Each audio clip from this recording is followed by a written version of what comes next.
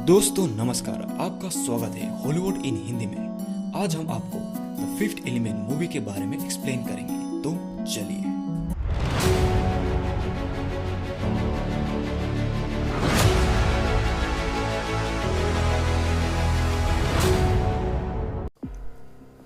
Film की शुरुआत में एक स्पेसशिप दिखाया जाता है।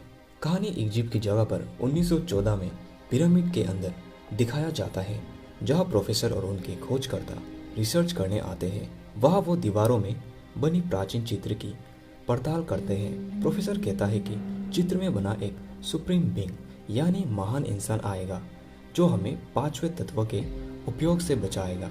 फिर उसके खोजकर्ता पूछते हैं कब, तो प्रोफेसर कहता है 5000 साल बाद। वहां पर खड़ा बच्चा सारी बातें सुन रहा होता है और उनके लिए पानी लेकर आता है कि तभी वहां एक कादरी आ जाता है और बच्चे से पानी छीन लेता है। पानी पर जहर मिलाकर उन दोनों के सामने प्रस्तुत होता है। प्रोफेसर और उनके खोजकर्ता कहते हैं कि अगर सेलिब्रेट करना है तो पानी पीकर क्यों, शैंपेन ही पीते हैं। तभी एलियन का स्पेसशिप आ जाता है। चारों तरफ अंधेरा छा जाता है और वहां में से एक एलियन पिरामिड के अंदर प्रवेश करता है। खोजकर्ता जो पिरामिड पर बनी चित्र का विश्लेषण अपनी किताब पर नोट कर रहा था, जब एलियन को देखता है तो उसकी एक स्केच बनाता है। एलियन सीधा उसी दीवार के पास जाता है जहां वे खोजबीन कर रहे थे। फिर एक चाबी उसके हाथ से बनती है और दीवार की तरफ घूमता है तो वो खुलता है और वहाँ 4 पत्थर रखे होते हैं जो 4 तत्वों को दर्शाते हैं: जल, वायु, अग्नि और पृथ्वी। एलियन चारों पत्थरों को ले लेता है। कादरी सारा तमाशा देख रहा होता है। प्रोफेसर फिर एलियन से आश्चर्य होकर पूछता है 5वां एलिमेंट कब आएगा। एलियन कहता है 300 साल बाद। फिर प्रोफेसर बेहोश हो जाता है। कादरी कहता है कि दीवार टूटने वाली है क्योंकि उसे छेड़ा गया था। तब एलियन कहता है लाइफ इज इम्पोर्टेंट, तुम जाओ। एलियन भागकर ही आता है कि दीवार बंद हो जाती है और एलियन का पूरा शरीर टूट जाता है। सिर्फ उसका हाथ और उस पर बनी चाबी रह जाता है। कादरी वो उठा लेता है और कहता है कि मैं अपने आने वाली पीढ़ी को इस राज के बारे में बताऊंगा। एलियन के बाकी साथी जो वहां थे वापस चले जाते हैं। अगले सीन में 300 साल बाद का लंबा लीप आता है। इंसानी स्पेसशिप का सेंस दिखाया जाता है।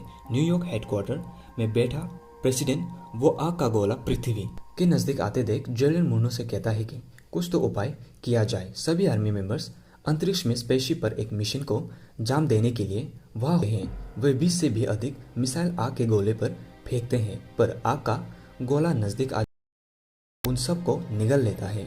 फिर एंट्री होती है कार्बन डेलिस की, जिसकी पत्नी हाल ही में गुजर चुकी थी। वो एक टैक्सी ड्राइवर है और ऐसा ही दिनचर्या कमाता है। बहुत बार गलत ड्राइविंग लाइसेंस की वजह से उसका ड्राइविंग लाइसेंस कट भी गया था। तभी अगले सीन में साइंटिस्ट का लैब दिखाया जाता है, जहाँ साइंटिस्ट एलियन के हाथ का डीएनए टेस्ट करता है। इंसानी डीएनए से उसे जांच करता है। पता चलता है कि वो इंसानी डीएनए से 1000 गुना ज्यादा शक्तिशाली है। उस एलियन का पार्ट फिर वे उस हाथ से इंसान की रचना करते हैं। वो लड़की के रूप में आता है। वो लड़की अजीब बातें करने लगता है, अद्भुत भाषा शुरू में बोलता है। जेरल्ड मुर्नो लड़की से बातें करने लगता है कि तभी वो लड़की उस पर अटैक कर देती है और बाहर शीशा तोड़कर भाग जाती है। पुलिस उसका पीछा करने लगती है कि लड़की बाहर में उड़ती गाड़ियों को देखकर हैरान हो जाती है, क्योंकि उसके लिए वो सब नया है। जब वो पुलिस लड़की को पकड़ने जाता है तो वो बिल्डिंग से कूद जाती है और सीधा कॉर्बिन डेलिस की गाड़ी पर गिरती है।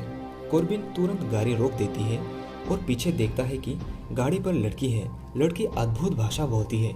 पुलिस की गाड़ी कॉर्बिन का टैक्सी ढूंढ लेता है और उसे ही कहता है कि टैक्सी पर बैठी लड़की को तुरंत उसके हवाले कर दे। गाड़ी पर पोस्टर लगा होता है जिसमें लिखा होता है प्लीज हेल्प। लड़की उसे पढ़ने की कोशिश करती है, उसे प्लीज हेल्प कहती है। एक बार तो कॉर्बिन मान ही लेता है कि लड़की को पुलिस के हवाले कर दे, पर लड़की के बार बार प्लीज हेल्प कहने से कॉर्बिन को उस पर दया आती है और तुरंत गाड़ी चलाता है। गाड़ी को एक अंधेरे कोहरे पर ले आता है तो पुलिस उन्हें ढूंढ नहीं पाता और वहां से चले जाते। फिर कॉर्बिन लड़की को चेक करती है कि वो या नहीं। लड़की बार बार फादर कार्नेलिस का नाम लेता है।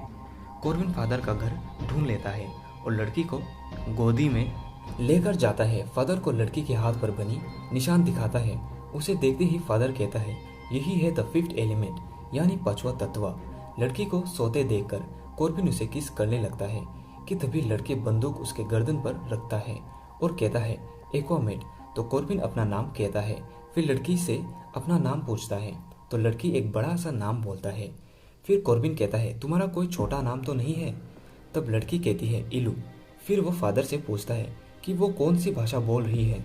तो फादर कहता है ये लड़की प्राचीन भाषा बोल रही है जो दुनिया में सबसे पहले बोली जाती थी। कॉर्बिन सवाल करता है कि एक्वामेट का मतलब क्या है। तो फादर कहता है इसका मतलब है मेरा इच्छा अनुसार नहीं। फिर कॉर्बिन का बेटा डेविस को दिखाया जाता है। दूसरी तरफ मैंगलोर वासी अपनी ही प्लेन बना रहे हैं जहां जोकरी की फैक्ट्री दिखाया जाता है और उन एलियंस के सहारे वो बक्सा ढूंढने का प्रयास करते हैं जहां पर 4 पत्थर रखे हुए थे। तब वो एलियन का ग्रुप कहता है आपने तो हमें बक्से ढूंढने के लिए कहा था, तत्व को नहीं। फिर हथियार की प्रैक्टिसिंग वह होती है वार के लिए। उनमें से एक एलियन को ये नहीं बताया जाता है कि हथियार पर बने बटन को न दबाया जाए।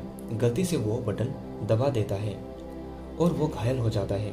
नेक्स्ट सेंस में फादर कर्नेलियस अकेले में इलू से पूछता है कि वो संदूक क्या है जहाँ पर 4 पत्थर रखे गए थे।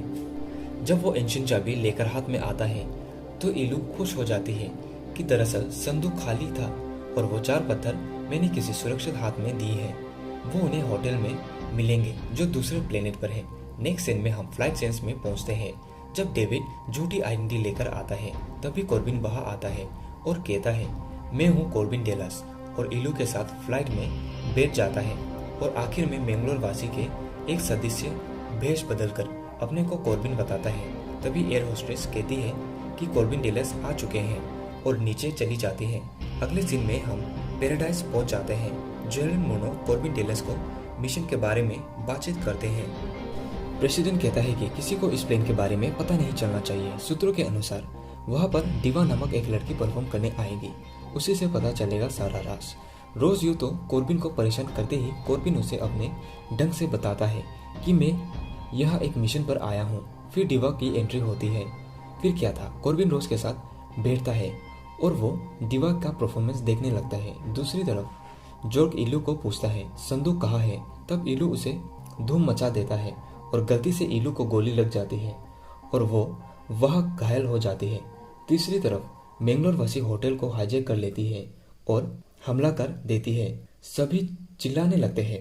परफॉर्मेंस खराब हो जाती है और गलती से एक गोली डिवा के पेट पर लग जाती है और वो घायल हो जाती है। उसे देख कॉर्बिन उसके पास आ जाता है और कहता है तुम ठीक हो या नहीं।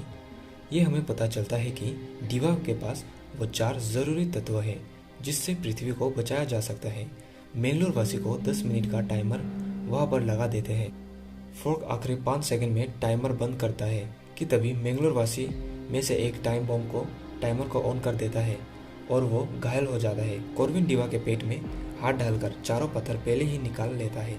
जब रोज बंदूक चलाकर एक एलियन को मार गिराता है, डिवा मरते समय कहती है कि प्यार ही वो 5वां तत्व है जिससे तुम दुनिया को बचा सकते हो। जाओ, जाकर इलो को बचाओ, उसकी मदद करो, वो मुसीबत में है। धमाके में प्लेनेट नष्ट हो जाता है, सारे आदमी मारे जाते हैं, जोर खत्म हो जाता है। मैंगलोर वासी भी अपना अस्तित्व खो देते हैं। यह हमें पता चलता है कि इलू यूं तो घायल पड़ी थी। डॉक्टर के सहारे उसकी चेकअप होती है। कॉर्बिन कहता है कि हमें 4 पत्थर मिल गए हैं, चलो अब आखिरी काम करते हैं। अब अगले सीन में 5 लोग एक जीप पहुंचते हैं और 4 पत्थरों को उसके सही स्थान पर रख देते हैं। डेविड जब कहता है कि हम कर सकते हैं, तभी पत्थर का मुंह थोड़ा सा खुल जाता है। सभी का मन में होप जागता है और 4 तत्वों को खोलने की प्रयास आरंभ करते हैं। पहले 3 तत्व जल, वायु और पृथ्वी फादर कॉर्बिन और डेविड के सहारे आसानी से खुल जाता है। चौथा पत्थर रोज से नहीं खुलता है। तब कॉर्बिन माचिस की एक ही तीली बचाता है, उसे जलाता है और पत्थर के पास घुमा देता है। तब चौथा तत्व भी प्रकाश करने लगता है। अब कहानी का मुख्य पार्ट है 5वां तत्व और वो सिर्फ प्यार से ही खुल सकता है। आखिर में कॉर्बिन कॉन्फेस करता है कि वो इलू से बेशुमार प्यार करता है और उसे किस करने लगता है। हाथ में बने निशान को चाबी की तरफ इशारा करते हुए 5वां जरूरी तत्व भी खुल जाता है और चारों तरफ रोशनी हो जाती है। जीत की रोशनी, वो बयान एंशियंट चित्र सफल हो जाता है और सुप्रीम बीइंग की घोषणा हो जाती है। प्रेसिडेंट को विश्वास हो जाता है कि कॉर्बिन ने वो काम सफल कर दिया है। मिशन सक्सेसफुल हो जाता है, सभी बधाई देते हैं। आखिर में रोमांस सीन्स दिखाया जाता है और फिल्म वहाँ खत्म हो जाता है। दोस्तों, अगर वीडियो पसंद आए और आपको ऐसे ही वीडियो देखना है तो हमारे चैनल को सब्सक्राइब करें।